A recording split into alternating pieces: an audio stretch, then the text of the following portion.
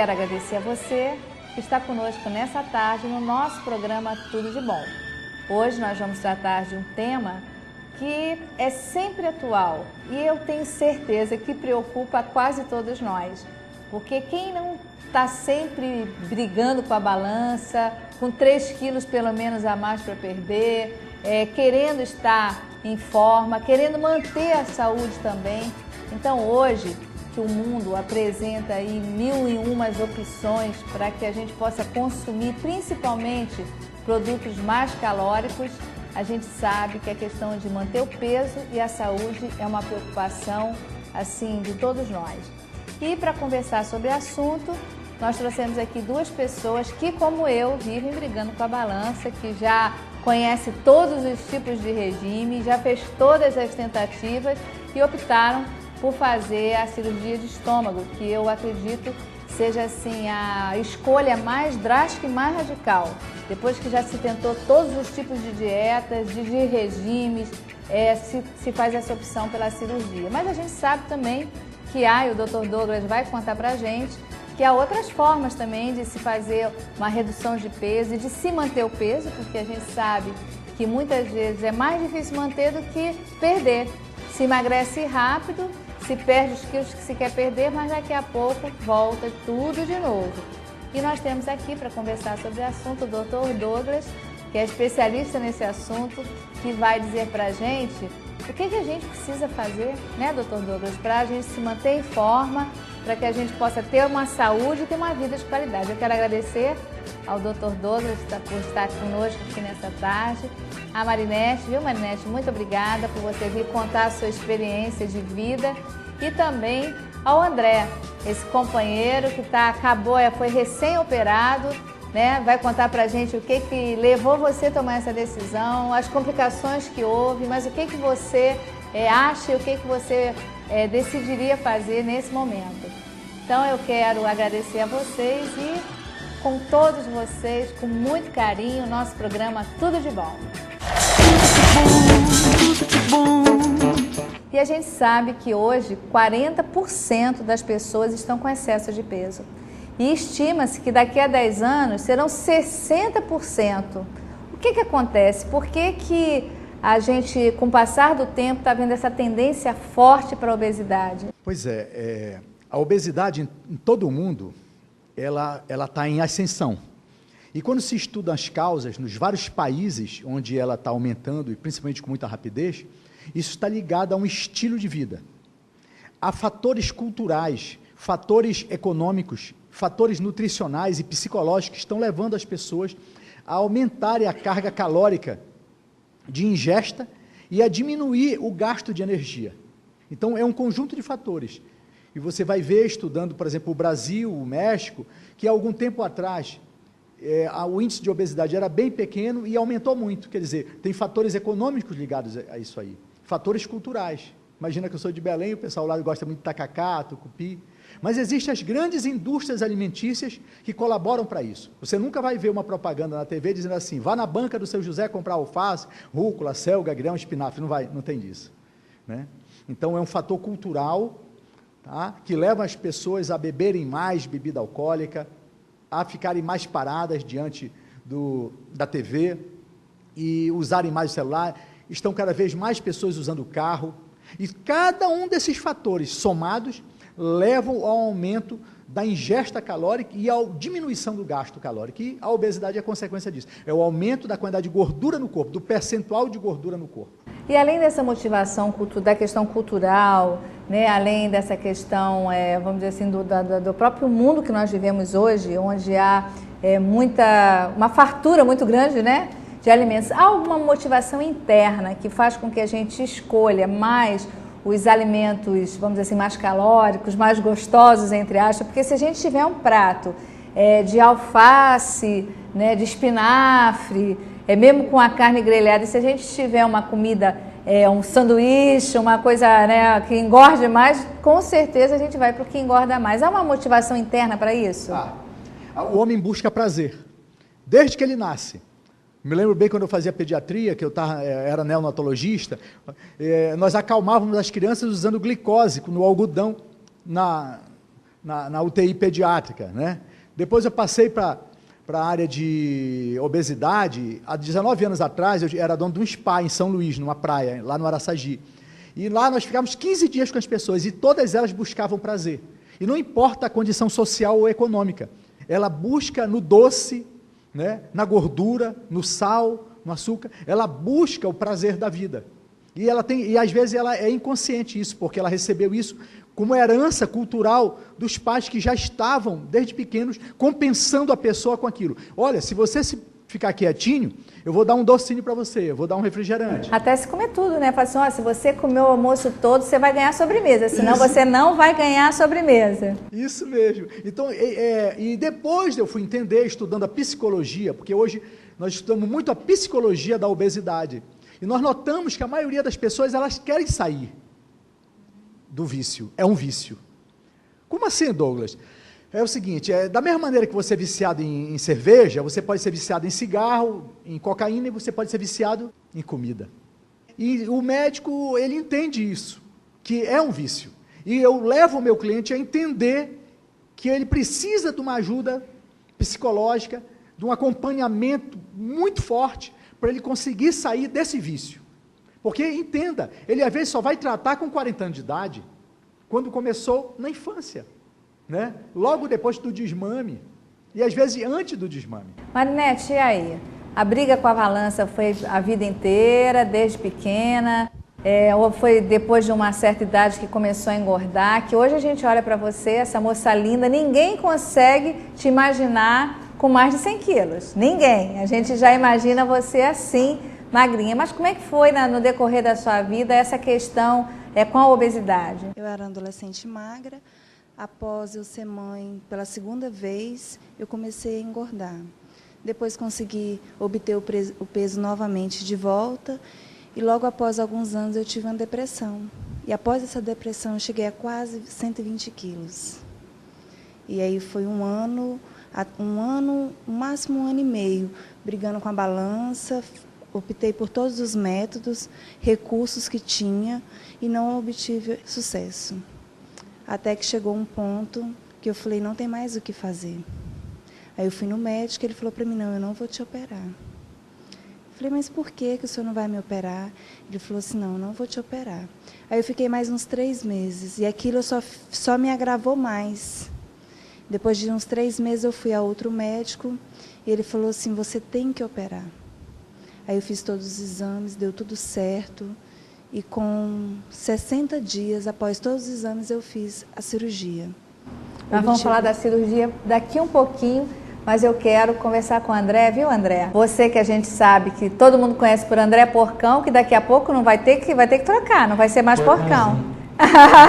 Eu acho que nem isso, vai ser o André Fininho. Né? Mas eu quero que você conte pra gente também, como é que foi a sua vida em relação à questão da obesidade. Desde pequeno, você teve como a Marinete alguma coisa que levou você a engordar? Então, eu sempre fui meio gordinho.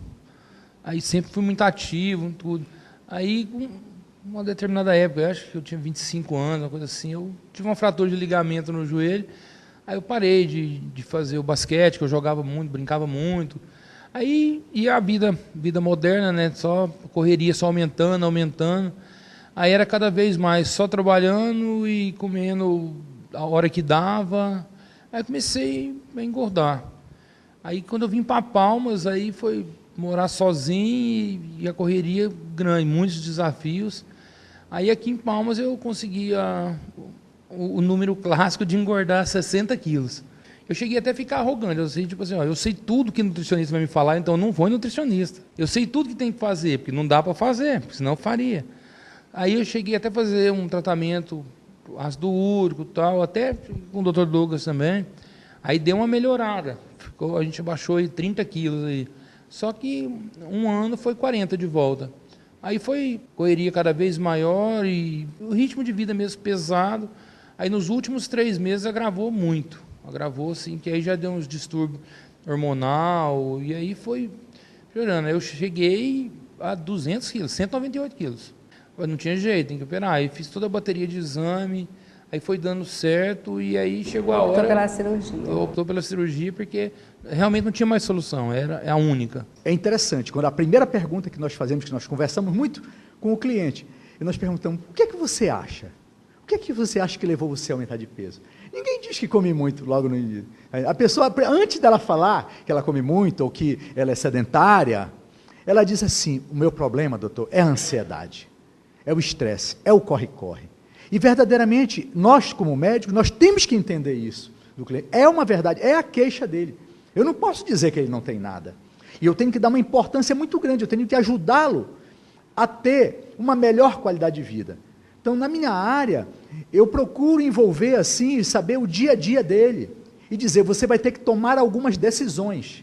Você vai ter que tomar algumas decisões e você vai ter que renunciar a determinadas coisas que levam ao estresse. Então, tem problema de relacionamento com o marido, com os filhos, tem problemas espirituais, né? E tem problemas financeiros. E, muitas pessoas elas comem na hora errada, na quantidade errada. E eu digo, você vai ter que, a partir de agora, se responsabilizar e controlar o seu estresse, e você vai ter que colocar em ordem a sua vida. Aí é duro. Doutor Douglas, me diz uma coisa.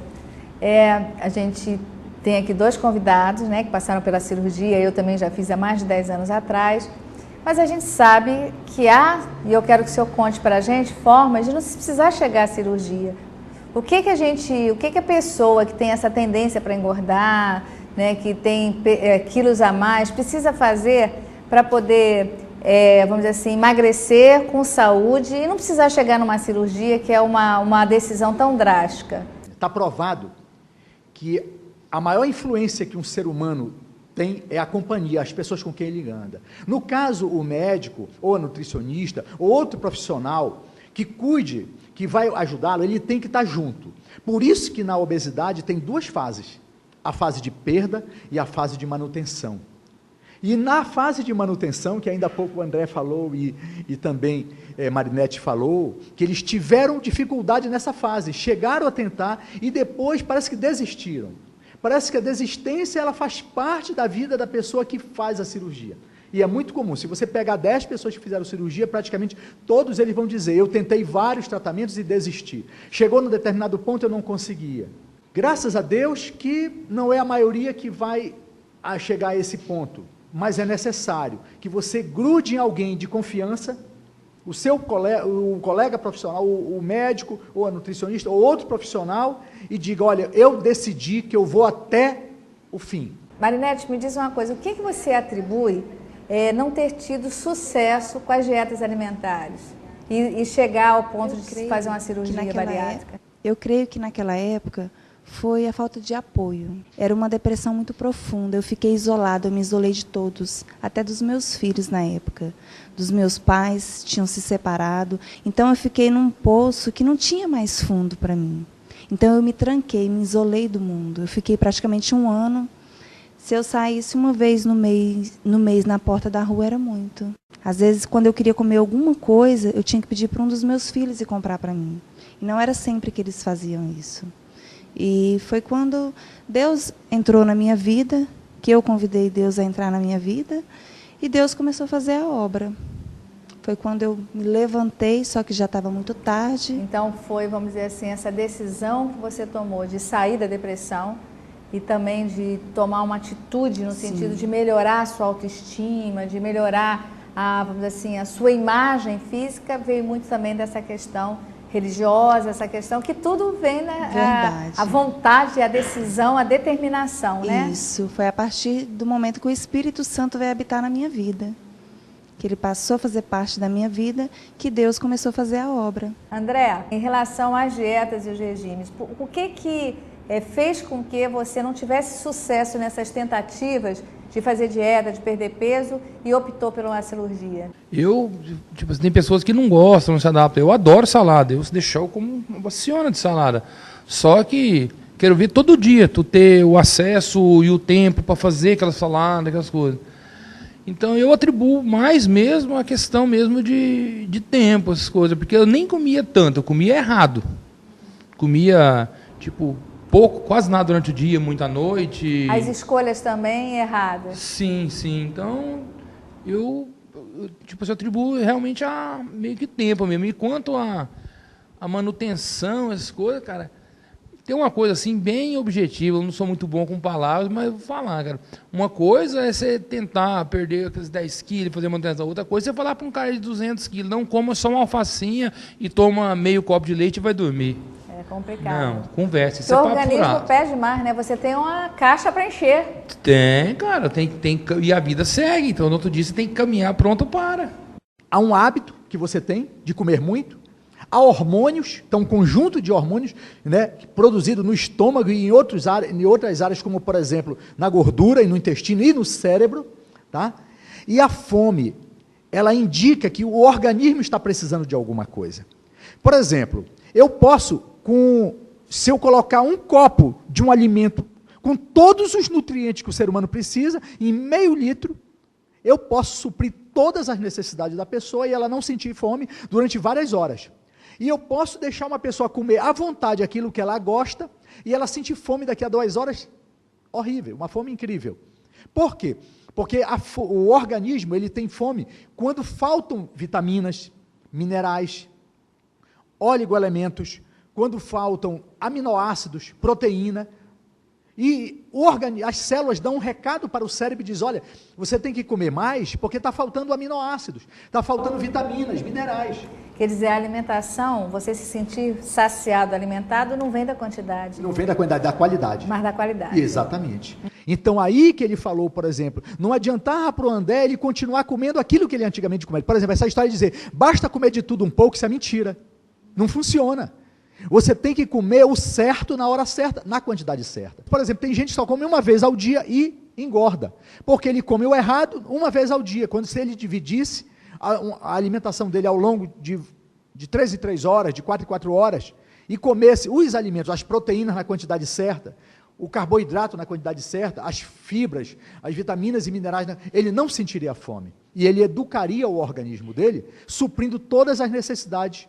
E ele só teria fome na quantidade certa, não teria hipoglicemia, que é o que mais as pessoas têm hoje, devido a comerem muita quantidade de alimento refinado, carboidrato refinado.